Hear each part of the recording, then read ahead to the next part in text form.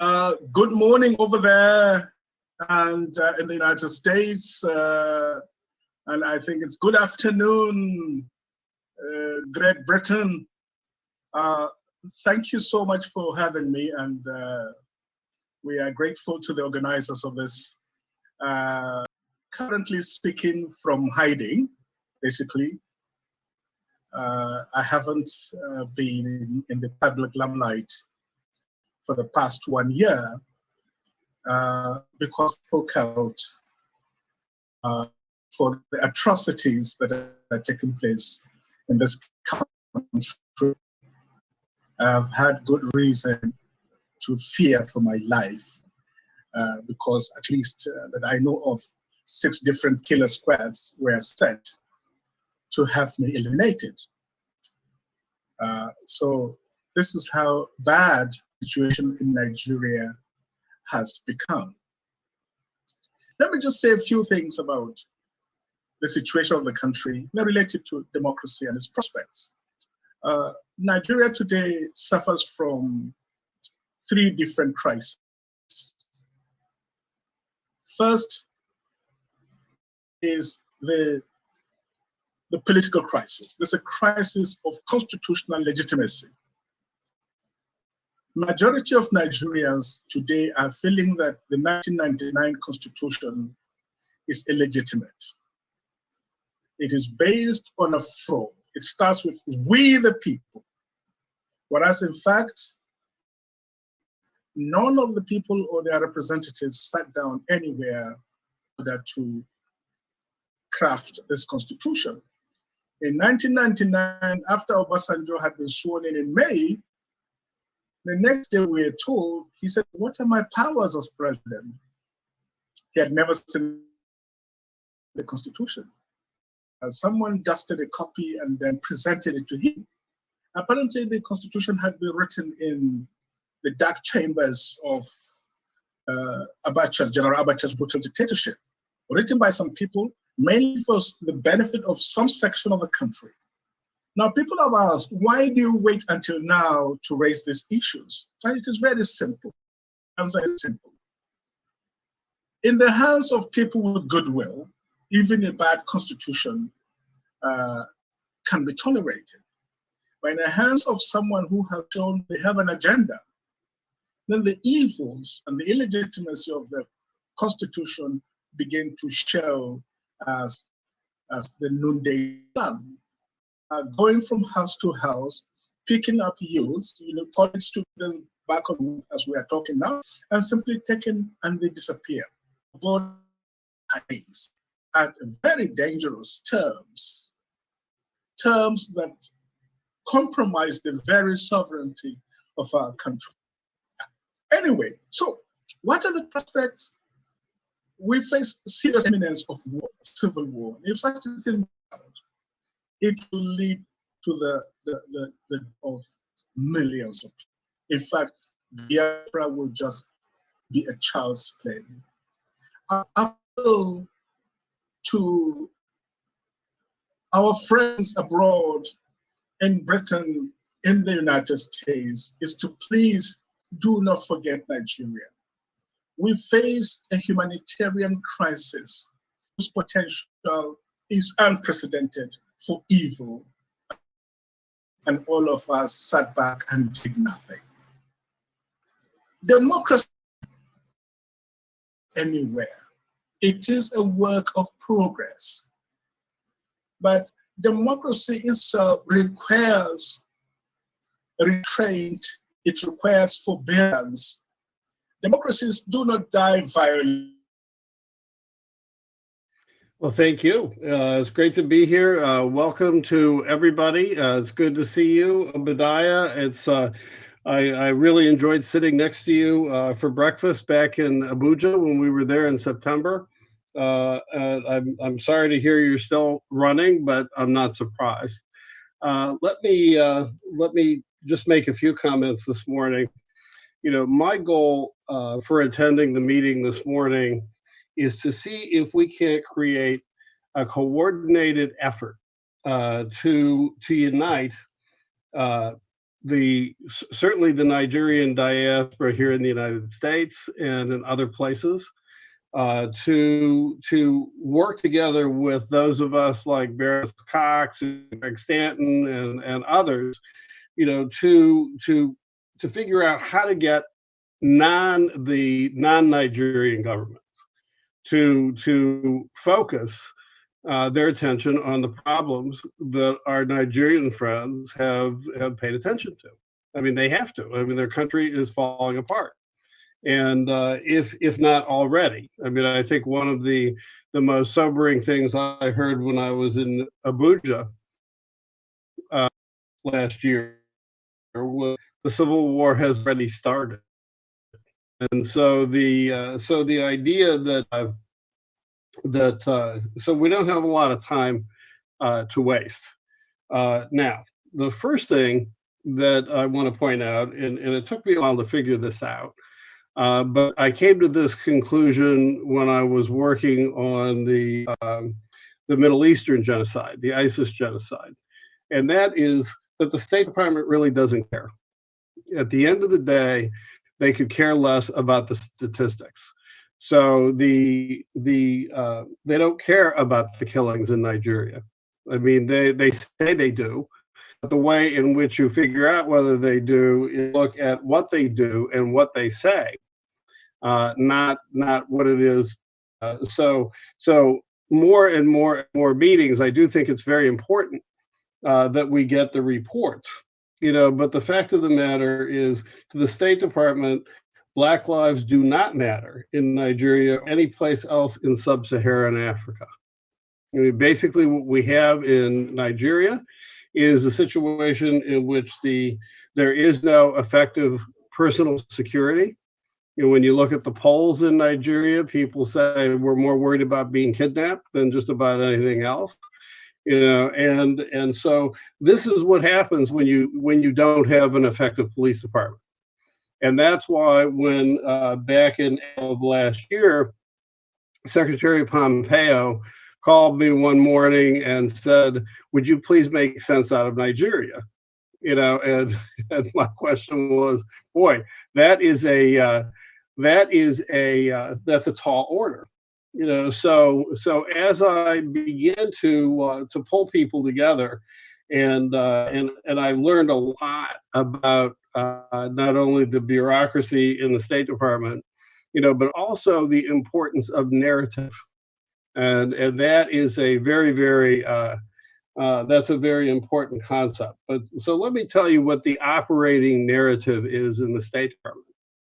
Operating narrative is that this is all about climate change.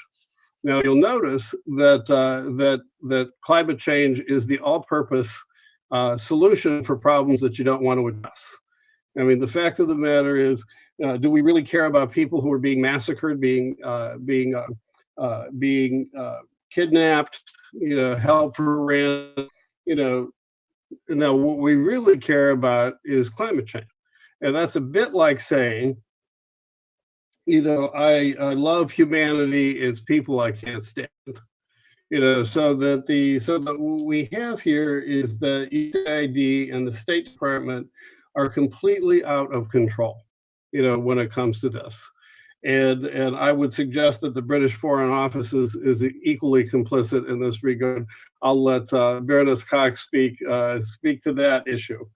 So in the official narrative, the entire problem in Nigeria can be reduced to farmers and herders.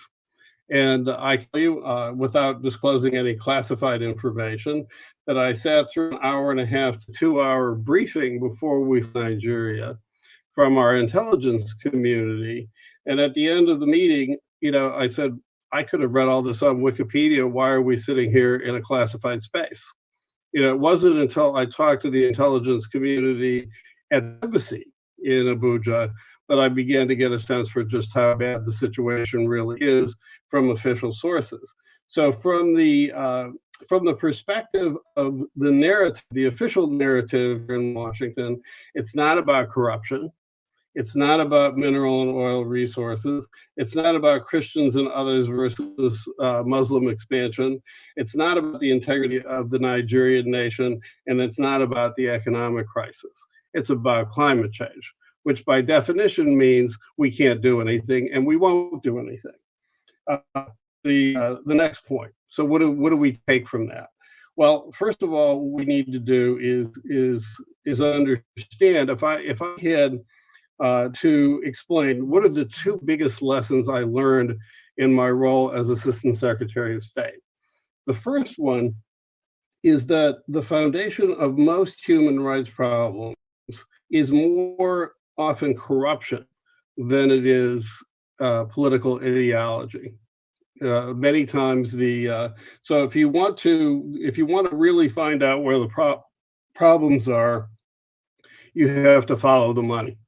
And that, unfortunately, as we all know, will oftentimes get journalists killed, and that's because this is really one of the areas where I think the diaspora and people back home in Nigeria, we need to use these informal networks, the social networks, where somebody like a great patriot like Obadia, can give us some information from hiding, and we hope he just stays hidden for the time being.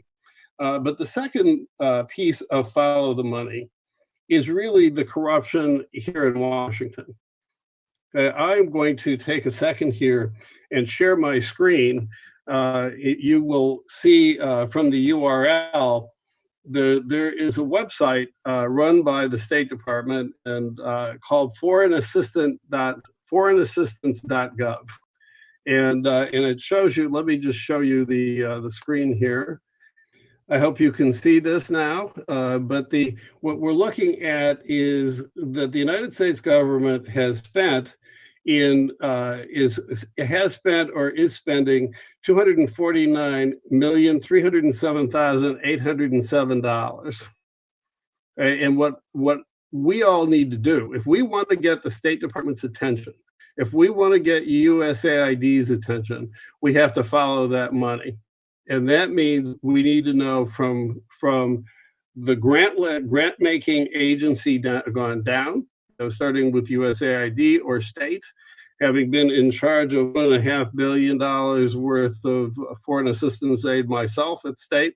I can tell you honestly that at the bottom level, nobody knows exactly where that goes, and that was one of the big issues that I worked on at the State Department. I'll have more about how to deal with later, but suffice it to say, we want to get the attention of the bureau. We're going to have to do that through the Congress, and we're going to have to do not through the committees, but through the appropriations committees. We're going to have to move at the money, and we're going to have to Freedom of Act requests. And we need to know is we're going to need to work the top and the bottom. We're going to need to work it from here in Washington, and we're going to need those of you in the field to literally go out and talk to the people who are administrating and find out what they're doing. As Dr. Stanton will tell you, will affirm that by the time money got to the ground in Nigeria, in Iraq or Syria, it was largely wasted. We know that the bags of money are being given out in Afghanistan, even as our people are leaving. And so what we have is really, I think, by and large, so that there's corruption here in the aid process. There's an unholy alliance between the appropriations committees in Capitol Hill and the aid agencies, and there's very little accountability. So if we can get the American diaspora, and the British diaspora to start really looking at working together to find out where that money goes, we will have people's undivided attention. Because the last lesson I learned, and I'm going to stop talking at this moment, is that money does not follow policy. Money is policy. And so if you want to know what the policy is toward Nigeria, look at where they're spending money and don't listen to anything else. Thank you very much. Thank you. Thank you very much. And thank you very much for sharing the pain and the passion with regard to what's happening in Nigeria right now. My information will be on our in-country partners, because one of the roles in the House of Lords I try to adopt is being a voice for those that are not heard. So we work with in-country partners and residents from well, as parts of the Middle Belt, certainly Kaduna, Yoruba priorities, but their concerns, and then we try their voice, and I did that in Parliament various ways. First of all, very briefly, they don't want us to forget the scale of the horrors that are against their people. When I was preparing my last contribution to the House of Lords, they said, please remind them, and you will know this, it's important to be on the record, that in killings, the precise death toll is unknown, but according to Human Rights Group in December last year, over 34,000 Christians being killed in Nigeria since 2009, 7,000 by Boko Haram, and 15,500 by Islamist Fulani militia, and many more since then, because every day, as you know, we get the reports coming of another attack on another town, another village. So that is an under-figure statement. In terms of displacement, enormous. According to UN 2021, there are 33 million internally displaced peoples in northeast Nigeria, Middle Belt, with huge figures. And in addition to that, there are atrocities. I'm afraid I've witnessed and come across and hugged people who've suffered horrendous atrocities. I'll just give you two examples, because you mustn't forget the horror of this sheer terrorism. In one case, there were two girls who were gang raped. They didn't want to, they tried to run away. They were gang raped, but one had her throat cut and the other had her eyes gouged out. Now, if that happens anywhere, you'd hear it on the media, but we hear nothing on the media what's really going on in Nigeria, at least not in Britain, we don't. The kidnappings are escalating, and people who used to travel quite regularly, say between Abuja and Jos, now will hardly do it because the rate of kidnappings is so severe and it's so dangerous to travel. And that applies, I think, across much of those parts of Nigeria. And the massacres are extending beyond the north and about now into Yoruba, and they've suffered a lot of killings and atrocities as well. So it really is, as you know, a dire situation. I just thought I've been asked to highlight the scale of it, just to remind us of the scale of the suffering of your people. The concerns are very much, in my point of view, the British government. The British government will not admit to the seriousness of what's happening, will not admit to various aspects of the reasons. Much of it is ideological. It is Islamist, and many Muslims, as you know, have also suffered if they won't convert to the Islamist version of Islam. ISIS in Africa is obviously an indication that the jihadists are there with their agenda, which we've already seen at play in horrible terms in the Middle East. And they're there, ISWAP. And of course, it's spreading, as you know, into Burkina Faso. So it really is expanding and escalating seriously.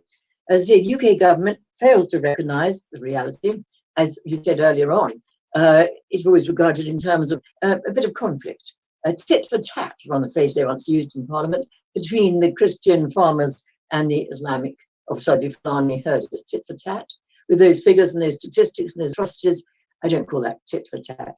They, as was said earlier by very good speakers, they call it climate change, and they call it shortage of land. Well, yes, maybe, but it doesn't account for the scale of the killings and the horror of the atrocities. As aid is concerned, our government will not give any aid to Middle Belt, which is suffering horrendously. And I turn to them again and again, I never get a good answer why they're not helping Middle Belt. And they don't give much aid anyway, anywhere else. They've done a certain amount in the north and northeast, but they do not help some of the most severely affected. And as far as our media is concerned in the UK, you have actually nothing about Nigeria, certainly not on the BBC, but not really on any of our media. The kind of things that are happening, the reports we get almost every day of another attack on another village, people being burnt, people being hacked to death, etc. In another country, that would hit the headlines. You never hear any of it from what's happening in Nigeria at all. And I think that's very serious, because we want to mobilize the support for your people. Our people need to know. They don't. So that's another battle we're having to fight. I'm asked how I am because I'm fighting fit. I'm fighting against our government, and I'm fighting against lack of coverage of the real seriousness of the situation in Nigeria. And just very briefly, we always ask our partners in country, what are their main concerns, their main priorities? And it's something that's already been mentioned by other speakers in this important meeting, and that is the real fear that there's quite a quick deterioration into a situation of a civil war. And as we mentioned earlier on, if that civil war happens, well, it'll be a horror beyond words. But they really are concerned about that. And that's some people on the ground, not up at the levels of government, but people who are seeing and knowing what's happening day by day. And they plead with the international community to help to prevent the civil war. So my question, if there's any way that we can work together to think how we can help to stop Nigeria degenerating into a civil war, I think that is a real priority. Thank you for letting me share the pain and the passion. Well, thank you very much. To be able to speak to this distinguished group. As you know, Genocide Watch has been watching Nigeria ever since we were founded in 1999, and it was a special treat to have Bob Destro as a Secretary of State in the State Department, a guy who actually talks the truth and who sees the truth. It's like having a cold shower in the morning. I mean, it really wakes you up. And, I just really appreciate what Bob and Baroness Cox have just outlined for us. We have a huge job ahead of us. And Nigerians have a huge job ahead of them. I, as you know, when we were thinking through this problem, realized we have to attack this in a whole different way than a lot of other places. First of all, we have to strike force in Nigeria to go after the people who are carrying out these massacres. We need to train the people who will be, comprising the strike force. And we need to somehow get our own governments, the US government and the UK government, to put the diplomatic pressure on the Nigerian government to stop it, to just stop this allowing these matters. And if there is complicity inside the Nigerian government, and I think there probably is, we've got to go after that. So Nigeria needs what can I say? It's like the FBI when they were first founded. They untouched a whole new group of people who to police Nigeria, because the current police system in Nigeria is corrupt. But to build that is going to take some time. It's going to take lots of training. I know we will have from our own FBI, our own Homeland Security, ID, if we can get the right people involved. And even we can probably form a working inside the State Department, NSC, and so forth, who are educated about this and who can then become a source of policy for and turn this around in our own governments. Those are steps we can take within governments, but also is we have to mobilize the church, because I'm convinced that the church is going to turn out to be the real powerhouse here. First of all, the church is everywhere in Nigeria. It will allow us to have eyes on the ground and to keep track of what's happening. We should be establishing, or starting, I should say, it'd be the Nigerian churches that will establish it. But we can support it, churches can support it. Human rights centers in every church we can possibly organize them, no matter what their denomination. And also in mosques. There are in Nigeria who are just as scandalized, by this jihadist movement in Nigeria as Christians are. After all, Boko Haram has been killing both Christians and Muslims. That was one of the main splits between, Boko Haram and the ISWAP people. So my view is that we need to mobilize the religious communities of Nigeria to be our eyes on the ground and to really start a movement to stop it in Nigeria. That project will cost money. So I think we've got to get our own churches involved in this. We also need to get our governments involved. We need to train church leaders to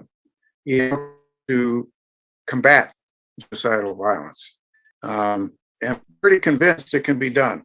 I've watched the civil rights. I was part of the civil rights movement in America. And the key to the civil rights in America is the Black church. And I believe the same thing can happen in Nigeria. So with these aims in mind, these goals in mind, I would ask Bob Destro, who's right here today, others who are here today. I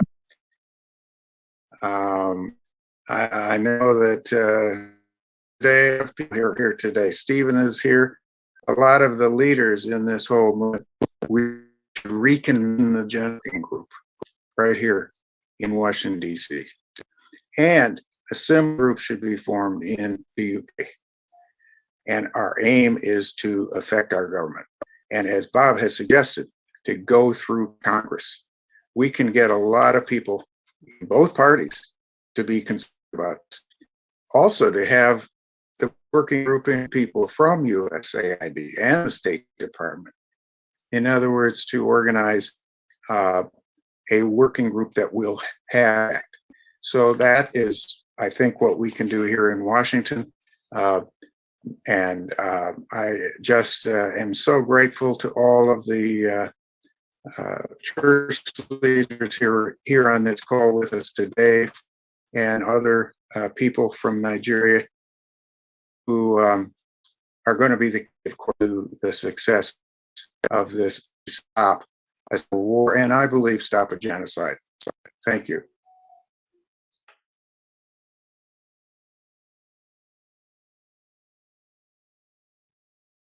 Very good. Okay. The Zoom was unmute myself, so I apologize. I want to mildly disagree with my friend Greg Stanton. We actually formed a genocide working group inside actually I should say, we formed a Nigeria working group inside the State Department. And I have to tell you that the information that I got was carefully crafted around the climate change narrative. It wasn't until our mutual friend, who I see is on the line today, Piero Tozzi, started to introduce me to the problems that are going on in the Southeast and Southwest, and that all of a sudden you start to see the country the way Nigerians see it. And the State Department is simply, you simply cannot reform them without both, grabbing the money, and that can only be done by, from Congress, and also without major personnel changes. I mean, the very first meeting that I had with Ambassador Mary Beth Leonard, all she wanted to talk about was climate change and farmers and herders. And I said to her, well, what happens if it's not just that? And I can tell you, we were literally ready to put out the door into 10 or 12 local government areas to literally track the violence from the ground level, exactly the kind of stuff that Genocide Watch does. And as soon as, they killed it. As soon as we were out the door, they pull. Even there were grants out there from our from the from one of the bureaus in the State Department that they were already out there for bid, and they pulled them all back. So the idea is they want to control the money. USAID is an even bigger problem than the State Department is. That's where all the money is, and so that's why I say you're not going to really get their attention until you grab the money. I hate to put it that way, and I do think though that Greg is absolutely right. Churches are the key here in the United States and in Nigeria. That we need to have people talking together, and it's people like us who have followed this to inform people about what they ought to be asking about. The last thing that I'll mention by way of the churches is when I was in Rome in September, I had a very long conversation with Cardinal Peter Turkson about the situation in West Africa. And another issue that the State Department simply does not want to talk about is the spread of Islamic terror, and it's a huge issue. I regret that our former colleague and friend Ambassador Peter Pham, who was supposed to be with us this morning but is on a plane coming back from Africa as we speak. He can tell he was the special representative for the Sahel.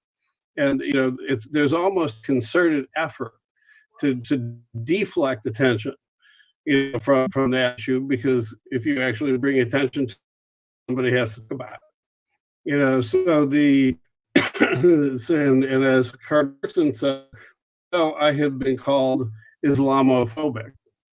So what we have to do is punch through and start to replace it with our own about the situation on the ground. If we don't do that, we're going to be having the same conversation.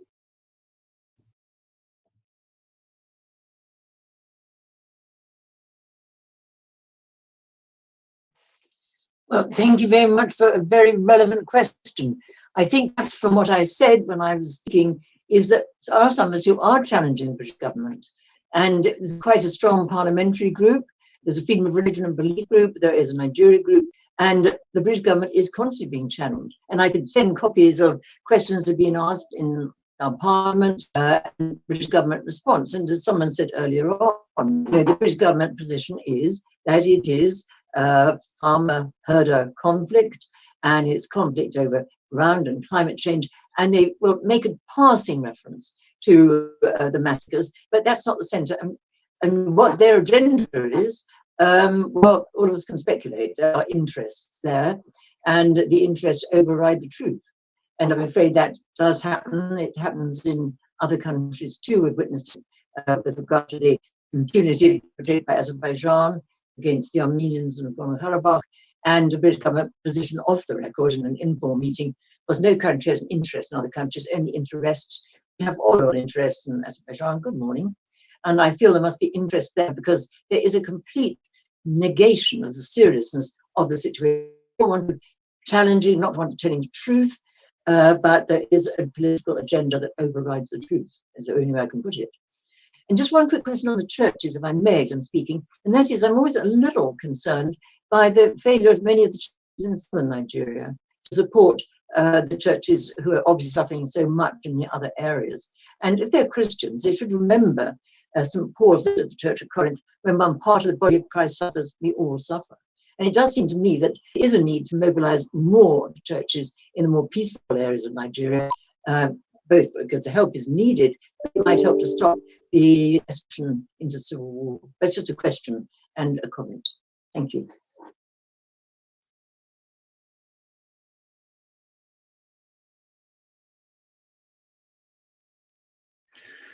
Well, yeah, like I say, it's I hate to sound like a broken record, but the fact of the matter is bureaucracy's reason to money, and the money that I showed you that was coming out of state and USAID is only a fraction of the money. I mean, every time I was at a meeting in Abuja, the first thing they wanted to know about is the airplanes that they were going to be sending over to the military. And one of the things I can honestly tell you is that the military people at state, and the humanitarian assistance and democracy people at state don't talk to each other. So that's why I say that it sound like a broken record, but it's funny. That is how we're going to get people's attention, and we have to embarrass. I hate to say it, literally have to embarrass people. And the only way we're going to be able to do that is getting citizen journalists on the ground, go out and we can help you identify. One of the things that I did at the State Department that I'm most proud of is spending a bunch of money, so that we could actually get down to the ground level, down to the cell phone numbers of the people on the ground who are spending this money. And I can tell you, fought me tooth and nail. And I was told a few weeks ago that system is now live. And the reason that system is now live, that means we can use Freedom of Information Act requests to get information. We will get fought tooth and nail on that one as well. But that's how you make pressure. So the question is, how do we get pressure here in Washington? The answer is follow the money. And then the policy will start to change. Thanks.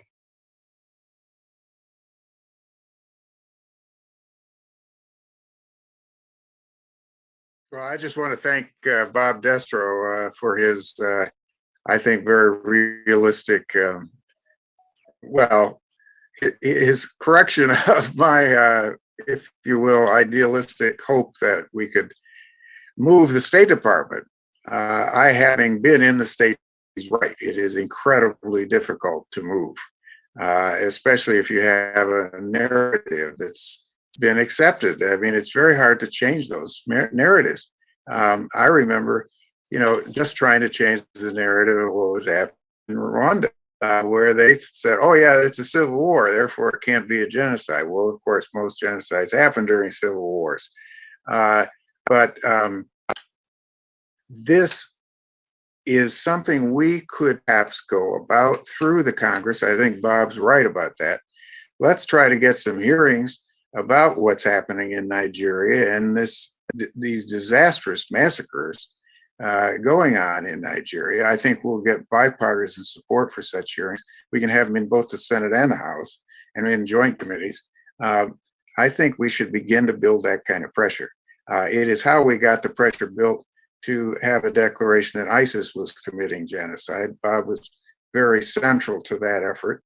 In fact, he wrote the resolution. So let's do that. We've got to shame our State Department people and USAID people into recognizing the truth about what's going on. This is genocide. It is not climate change.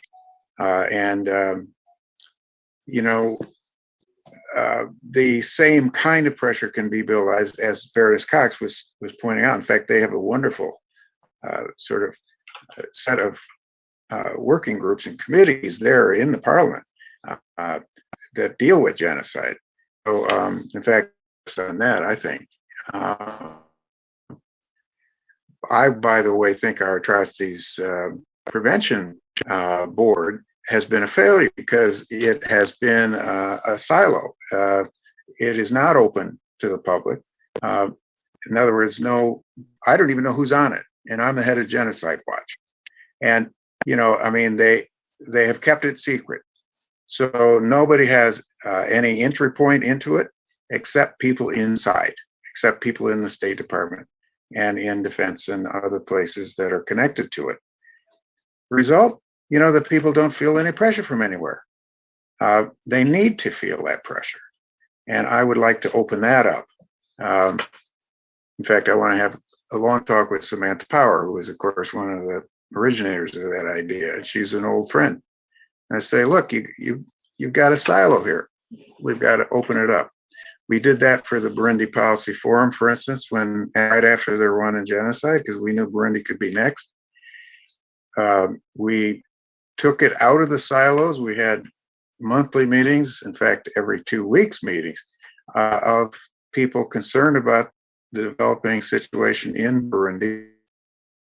People from NGOs and the State Department and, academics and from UN and from humanitarian organizations and so forth. And we met every single month and we took up problems. And then as a result of it, we could actually do something about some of those problems, like write UN resolutions to trace the arms flows that were going in and to create the Burundi Commission of Inquiry, things of that sort. We can do that. I think I'd like to see that sort of de-siloing of this whole issue. And I especially would have church groups involved in it. So I appreciate what Bob says. He now brings us enormous amount of experience from inside the State Department. One thing I would really like to do is get Mary Beth Leonard to have to testify in front of Congress about this. And I don't know if you can even do that. Probably they wouldn't happen. They'd assign somebody from the Africa Bureau to do it in their place. But she's just got the wrong narrative, and she's our ambassador. So, we've got to transform this whole way of looking at things, and we've got to support Nigerians. As I very much grateful for what Bob just shared with us about how he was able to push through this on the ground way of keeping track of what's going on in Nigeria. So thank you, and thank you to all of you Nigerians who are keeping us aware.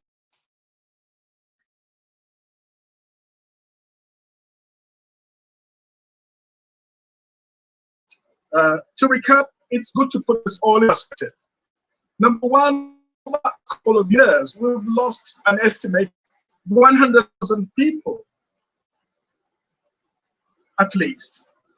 All the data that's been gathered, most of them Christians, most of them from the Middle Belt. Yes, it is true that Muslims have also been victims, but the main thrust is towards, Christians, Christian communities, particularly in the villages. Secondly, there have been over 3 million refugees, internal refugees, internally displaced persons. And the government, can you believe it, has this attitude of going to select the Muslim victims, looking after them, and then, ignoring the rest. A lot of that very discriminatory policies have been going on. I estimate that the damage, being a development economist, I did some basic modeling, and I found that we had lost something like $120 billion from this crisis over the last 10 years. A humongous amount of money for a very poor country like Nigeria. In terms of destruction of infrastructure, in terms of foregone foreign investments and domestic investment, in terms of the erosion of social capital. I'm speaking a bit loudly because it's raining cats and dogs right now where I am. And then I want to also look at the issue of the importance of intervention. I don't think in our 21st century, such atrocities can be regarded as the domestic affairs of Nigeria. There cannot be. Where there is incipient genocide, where there are gross atrocities and gross human abuses, international law dictates that it is no longer a domestic issue. Ever since Kofi Annan, ever since the humanitarian intervention in Kosovo and other places, international law and global ethics requires that the world intervene against a government that is hell-bent on joining terrorists to kill millions of its own people. And I think also it's in the self-interest of the international community, particularly the United States, with considerable business interests in Nigeria, the United Kingdom, and the West in particular. To turn their back on Nigeria at this time will be an immense tragedy that will question the very foundations of your moral civilization. So this is my challenge. I agree the churches can do a lot. The churches, not only in Nigeria, but working with church groups in Europe, in the United States, in the whole Christendom, need to come and support us so that this monster can be defeated. Finally, I would like to make the point that global jihad has focused on its searchlight on Nigeria. They have been defeated in Afghanistan. They have been defeated in Syria. They have been defeated in Iraq. They have been defeated in Libya. So they have now moved and are ganging up and in the Sahel and moving towards Nigeria. Nigeria is their ultimate prize because they believe that once they capture Nigeria, they would have captured the whole of Africa. I am not an Islamophile. And I think in the West, a lot of people don't want to face these realities because they don't want to be accused of being Islamophobic. But facing truth, no matter whose ox is God, is a different matter from political correctness. We are facing a great monster here. We are facing fascism that is worse than that of Adolf Hitler, that denies the very humanity of other people. This is what we are facing. So I appeal to all of you, and I thank you all. I thank Bob Destro. I thank Baroness Cox. I thank Greg Stanton, and all the other friends who have stood valiantly before us. Our God will bless all of you. Please do your best so that this killing of innocent children, women, elderly, will stop in our country, because a peaceful, stable, and democratic Nigeria can be a better partner to you and be a better partner in tackling the big global challenges that we face, from climate change to other forms of crisis that face humanity today. Thank you so much once again. God bless you.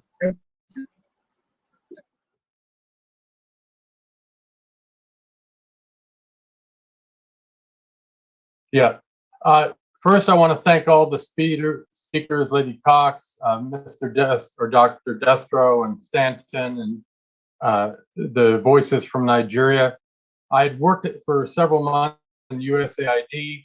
Everything that Bob Destro says about the career employees in our government is correct. And basically, everything said that needs to be said. I posted some comments in the chat box.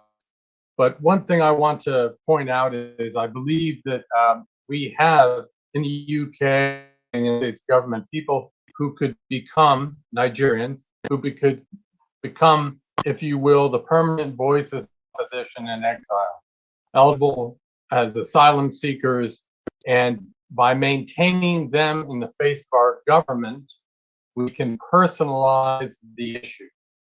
And I think that's really what needs to happen. Is this issue needs to become not just an abstract diplomatic issue across an ocean or across the Mediterranean, but it needs to become a very personal thing. And dealing with people and having to tell them directly no when it's their families and friends, neighborhoods, and states in peril is much, much harder than dismissing policies or diplomatic concepts or funding. In addition to that, going through USAID and trying to start a Nigerian work group, the question I also came up with is how many of our US, UK, NATO allies are directly or indirectly facilitating the violence in Nigeria? We saw that through private donors, northern Iraq and Syria, different countries, Turkey, Qatar and Saudi Arabia, just to name some, who turned the other way or perhaps directly facilitated issues that were going on there in terms of genocide and other forms, less lethal forms of oppression. But I would question whether or not our allies, people we fund, people we back in other political arenas, are not just directly involved in what's on and therefore standing against our values. So again, my two final points: permanent voices of opposition in the UK and United States who are Nigerians and going after the money, but going after it through our allies as well. Thank you very much for your time.